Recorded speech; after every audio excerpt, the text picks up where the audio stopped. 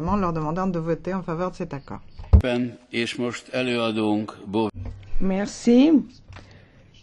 Je donne maintenant la parole au rapporteur, Monsieur Bové. Messieurs les commissaires, Monsieur le représentant du Conseil, on vient d'assister à un débat qui malgré tout était intéressant parce que pour la première fois on a eu un vrai débat sur un accord de libre-échange. Certains ont parlé des faits, d'autres ont parlé d'idéologie, même de croyance en le libre-échange comme étant l'avancée vers la démocratie. J'espère que ces personnes, un jour, ne se retrouveront pas dans la situation de faire face aux populations qui ont été victimes des accords de libre-échange, que ce soit les paysans aujourd'hui producteurs de fruits et de légumes ou demain producteurs de viande quand il y aura l'accord du Mercosur. Mais je dirais que cet accord de libre-échange est un mauvais accord en premier et surtout pour les paysans marocains. Alors si le oui l'emporte jeudi, c'est possible, je n'en sais rien. Ça veut dire que vous mettez toutes les conditions pour que le printemps arabe arrive enfin au Maroc. Ça veut dire que là, vous serez dans une drôle de situation demain.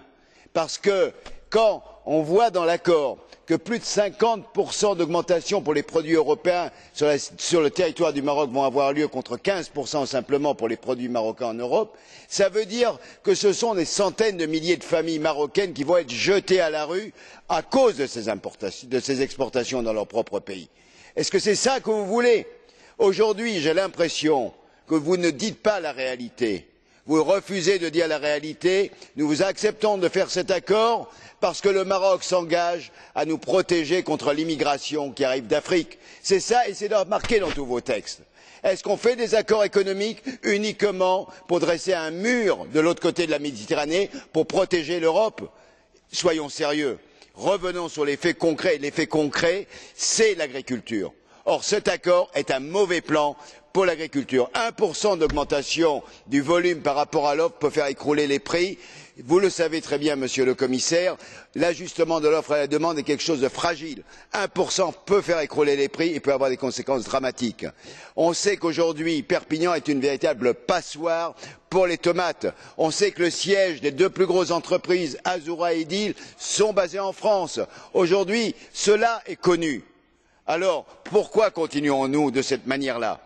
On sait aussi, et quand la Commission a les documents internes à l'Union européenne qui montrent qu'il y a plus de 700 000 hectares qui ont été donnés à un fonds d'Arabie du Golfe Persique, aujourd'hui, vous ne pouvez pas le nier, ce sont des documents même de la Commission qui le prouvent. Alors, je crois qu'il faut être sérieux, comme sur la question de l'eau. Quand on nous dit aujourd'hui que sur l'eau, il n'y a pas d'éléments, ce sont les universités européennes, hollandaises, françaises, espagnoles qui annoncent les chiffres, ainsi que les universités marocaines. Donc voilà, je ne vais pas aller plus long.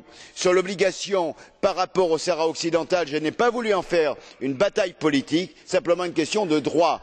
Et le droit, il est têtu. Si demain, cette partie, le Sahara occidental, n'était pas exclue de cet accord, vous serez face à une possibilité d'un recours devant la Cour européenne de justice. Je vous remercie.